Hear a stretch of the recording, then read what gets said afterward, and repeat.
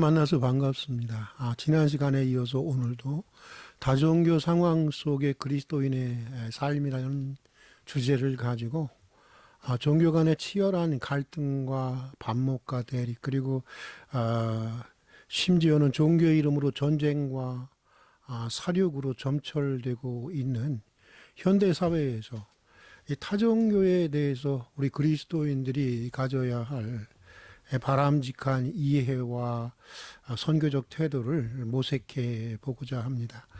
먼저 강의의 연속성을 위해서 지난 시간 강의 내용을 요약해 보면 기독교 2000년 역사 속에 노종된 이 타 종교에 대한 이해와 대응 방식은 크게 베타주의, 그리스도 중심의 포용주의, 종교다원주의 세 가지로 나눌 수 있다고 하는 것입니다.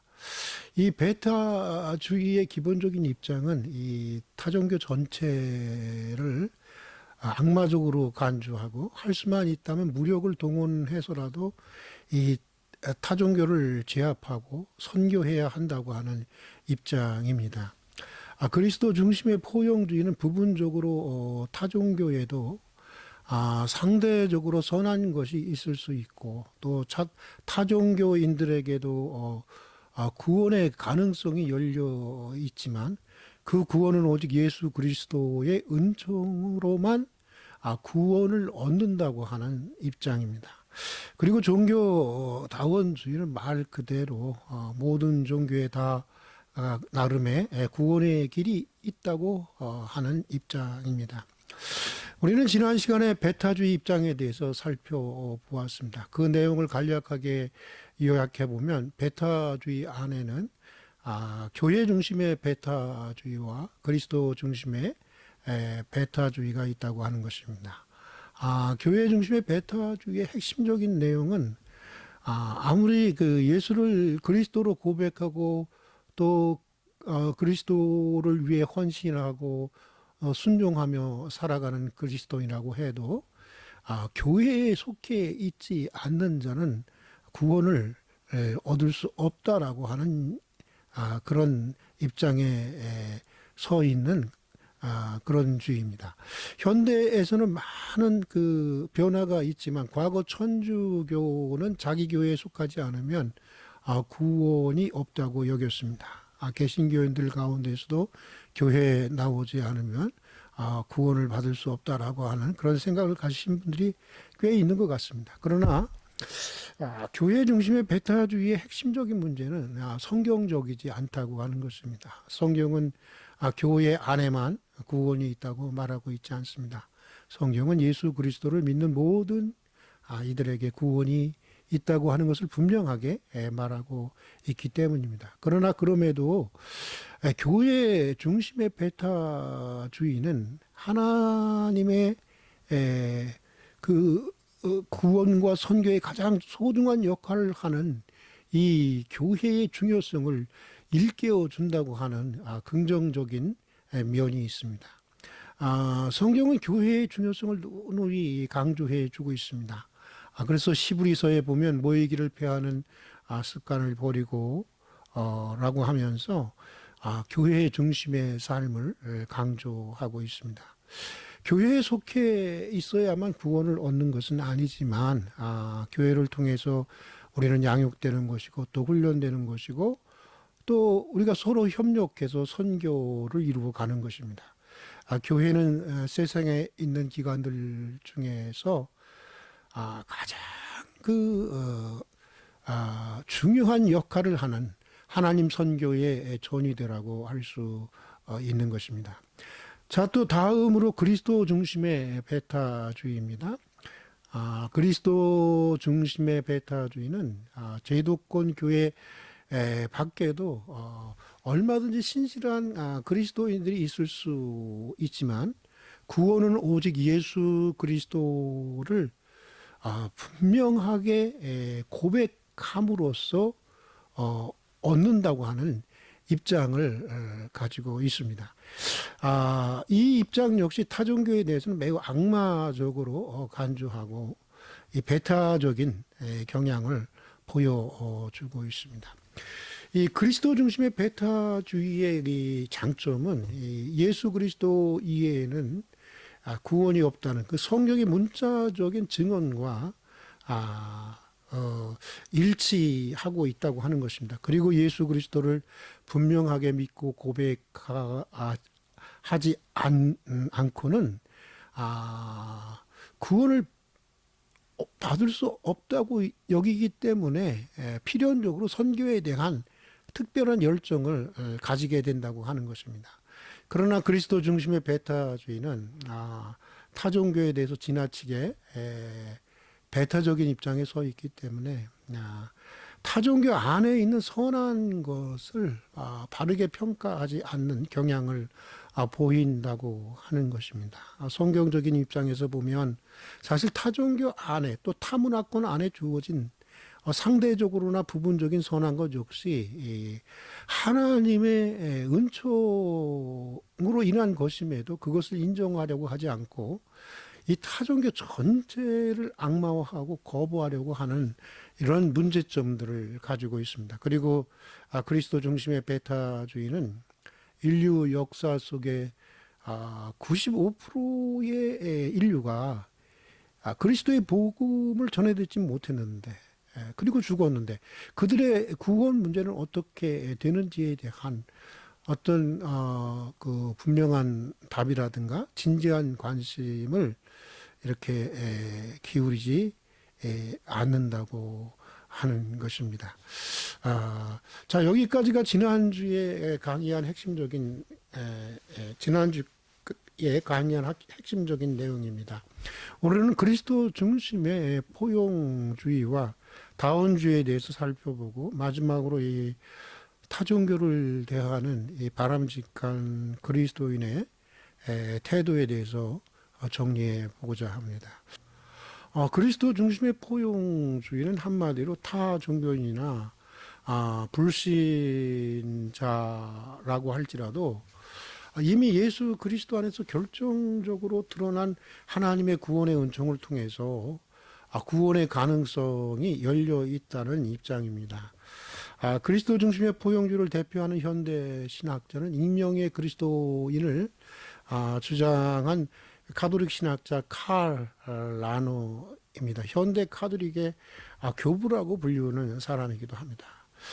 여기서 익명의 그리스도인이라고 하는 것은 그 예수 그리스도를 알지도 못하고 또 믿지도 않지만 예수 그리스도의 은총으로 구원받은 사람들을 말하는 것입니다.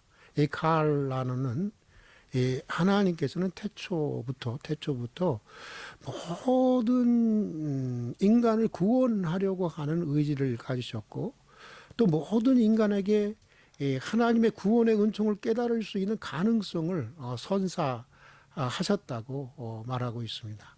이 태초부터 가지고 있던 하나님의 이런 보편적인 그러니까 모든 만민을 구원하려고 하는 의지와 은총이 역사 속에서 결정적으로 드러난 사건이 바로 예수 그리스도의 십자가의 사건이라고 말하고 있습니다.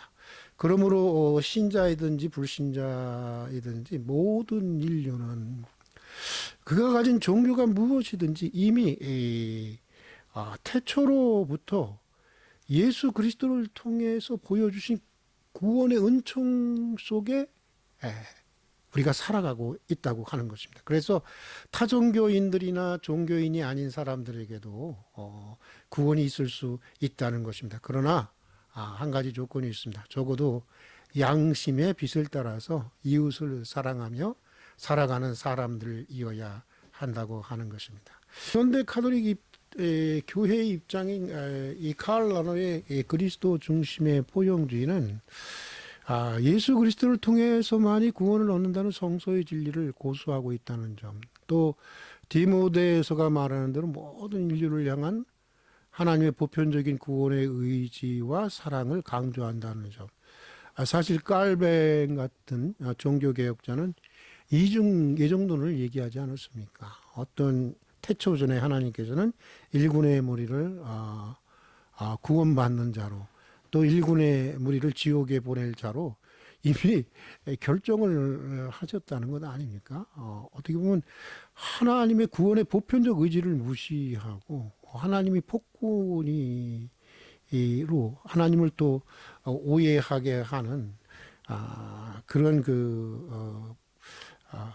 그 입장이라고 신학적 입장이라고 생각이 드는데 이 칼라는 거기에 비해서 이 칼라의 그리스도 중심의 포용주의는 하나님의 보편적인 구원의 의지와 사랑을 강조한다는 점이 참 긍정적일 수 있습니다. 그리고 또 예수의 복음을 전해 듣지 못하고 죽은 이들에 대한 구원의 문제를 진지하게 제기하고 있다는 점, 그리고 타종교에도 상대적으로 얼마든지 선한 것이 있을 수 있다는 것을 열어둔 점에서 긍정적인 면을 찾을 수가 있습니다. 그러나 그리스도 중심의 포용주의는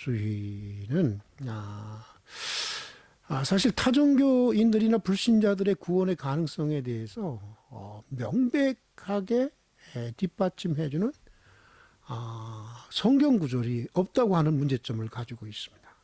명백하게 뒷받침해주는 성경 구절이 없다는 문제점을 가지고 있습니다. 그리고 타종교인들이나 불신자들에게도 구원의 가능성이 있다면 도대체 순교하면서까지 선교를 해야 하는 이유가 무엇일까? 라고 하는 문제를 제기한다는 점에서 그 단점을 가지고 있습니다. 여기서 잠시 예수 그리스도의 복음을 전해 듣지 못하고 죽은 사람들의 구원에 관해서 말씀을 드리면 그 문제를 칼 라너처럼 해결하는 신학자들도 있고요. 또 복음을 듣지 않고 죽은 사람들의 경우에는 죽은 이후에 제2의 복음을 전해 들을 수 있는 기회가 있을 것이라는 견해도 있습니다. 또 심지어는 모든 사람들이 다 구원을 얻는다는 견해도 있습니다. 그러나 성경은 이 부분에 대해서 어느 정도 그 추론 정도는 해볼 수 있는 구절들은 있어도 분명하게 그것들을 뒷받침해주는 말씀은 없습니다. 그래서 제가 말할 수 있는 것은 사랑과 공의 자체이신 하나님께서 그 영혼들을 반드시 사랑과 공의로 다루실 것이고 또 반드시 그들의 구원 역시 그들의 행위가 아니라 그들의 어떤 양심이나 행위가 아니라 예수 그리스도의 은총을 통해서라는 것. 저는 갈증이 나지만 저는 이 정도로 정리를 하고 있습니다. 자, 마지막으로 현대에 와서 크게 부각되고 있는 종교 다원주의에 대해서 말씀을 드려보고자 합니다. 모든 종교에 다 구원의 길이 있다는 종교 다원주의에는 먼저 그 신중심의 다원주의가 있습니다. 이 존 힉이나 인도의 그 파니카 같은 사람들이 대표적인 인물들인데 그들에 의하면 영원한 그 한 분의 신은 시대나 지역에 따라서 다양한 이름으로 등장한다고 하는 것입니다.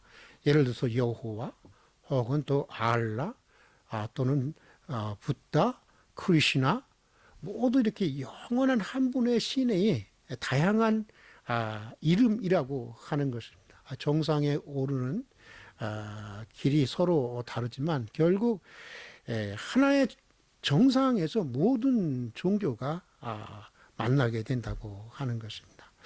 그런데 이런 신중심의 다원주의의 반기를 든 폴 리터는 이 신을 가정한 신학은 서구 제국주의의 잔재라고 보았습니다. 왜냐하면 동양에는 불교와 유교처럼 신이 없는 종교들도 많기 때문입니다. 그러면서 모든 종교에는 나름의 구원의 길이 있다고 말하고 있습니다.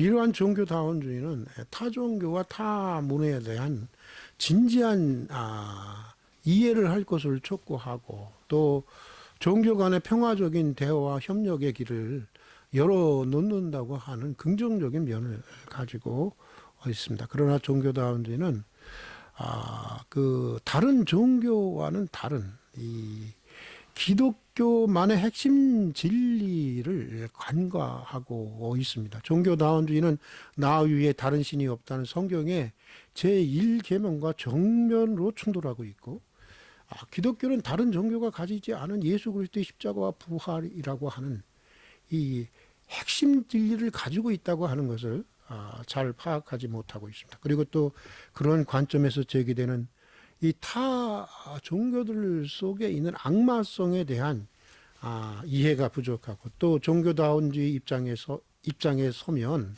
도대체 선교와 순교라는 것은 소용이 없게 되는 것입니다.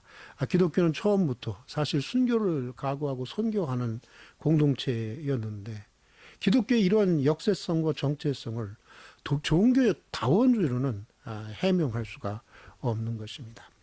이제까지 우리는 저 나름의 신앙적 또 신학적 입장에서 기독교 2000년 역사 속에 노정된 타종교에 대한 이해와 대응 방식에 대해서 간략하게 살펴보았습니다. 너무나 큰 주제이고 사실 오랜 그 시간의 강의를 요구하는 것이지만 간략하게 하느라 많은 한계가 있었다는 것을 좀 이해해 주시기를 바랍니다.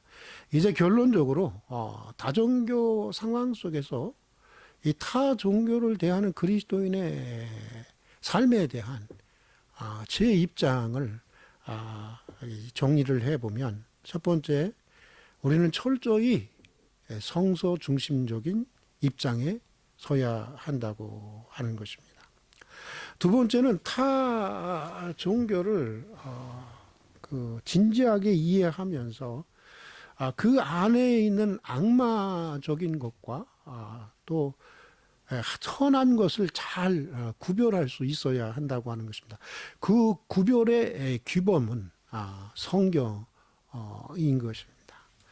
세 번째로는 기독교, 천도교, 불교가 합해서 여러분 무엇이 일어나죠? 우리 3.1 만세 운동이 일어나지 않았습니까? 그때처럼 이 공공의 선을 위해서는, 공공의 진리를 위해서는 서로 대화하고 또 배우고 협력할 수 있어야 한다고 하는 것입니다. 사회정의라든가 또 사회봉사라든가 혹은 요즘 같으면 생태보존이나 환경운동 같은 경우에 우리는 얼마든지 서로 정말 대화하고 또 배우고 또 협력할 수 있는 것입니다. 네 번째로는 그리스도께서 교회에 위임하신 대로 우리는 타종교를 본질적으로 선교의 자세로 우리가 복음화해야 한다고 하는 것입니다. 그러나 중요한 게 있습니다.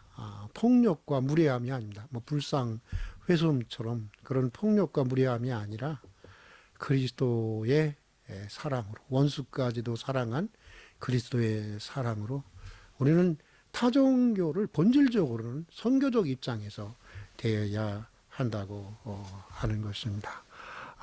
여러분, 이 정도로 오늘 강의를 정리하도록 하겠습니다. 잘 경청해 주셔서 감사를 드립니다.